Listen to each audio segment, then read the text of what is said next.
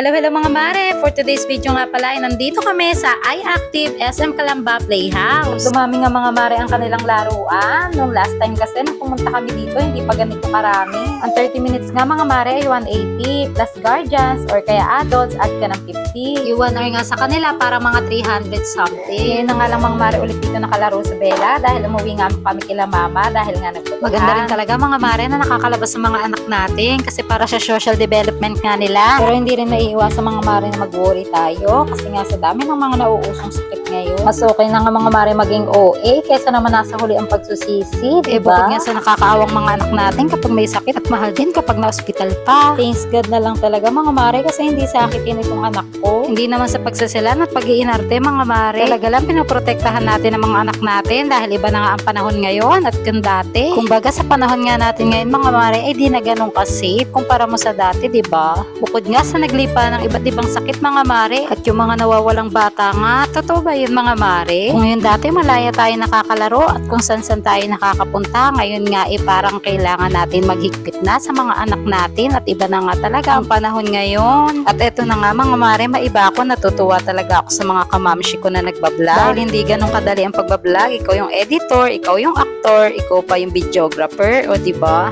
Full package. Tapos plus pa yung pag-aasikaso ng anak ko, diba? Hindi ganun kadali pero kinakaya nila. Isa ko pa yung inspirasyon mga mamshi ko. Talagang sipag at tiyaga lang sa pag-e-edit at pag-upload ng mga videos mga mare para mapansin tayo ni Daddy Mets. O eto na nga mga mare, nakilaro na rin ako sa anak ko. In fairness, ang sarap din talaga tumalon-talon dito mga mare. At habang ine-edit ko nga to mga mare, napansin ko na ang laki ko na talaga.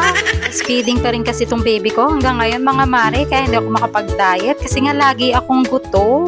Alam niyo yung kada dede niya, gutom na naman ako. My goodness talaga, wala na sa pagpayat yan. Eto nga ang anak ko, gusto lagi pabalik-balik dito sa pianong di islay. Buti na lang ang ama nito, hindi mainipin. Talagang ginagawa din niya. At inaya ko nga mga mare dito yung mag-ama kasi nga magpipicture kami. Ang kaso nga lang mare, hindi ko alam kung paano ko pipicturean o natataklo ba na mukha ni Bella.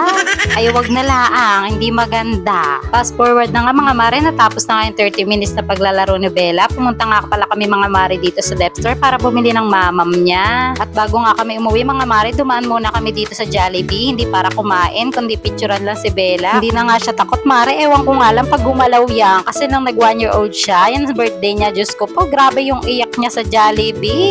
Hindi kineri, akala ko nga matutuwa siya noon nung nag-birthday siya doon. Hindi pala mare, umiyak lang sa mascot ang ending. At nag-commute na nga lang kami mga mare pa uwi kila mama, malapit lang naman, kayang-kayang lakarin mga mare, kaso gabi na kasama pa namin si Bella. Anyway, ayun lang, salamat sa panonood. Please like, follow, and share. Bye!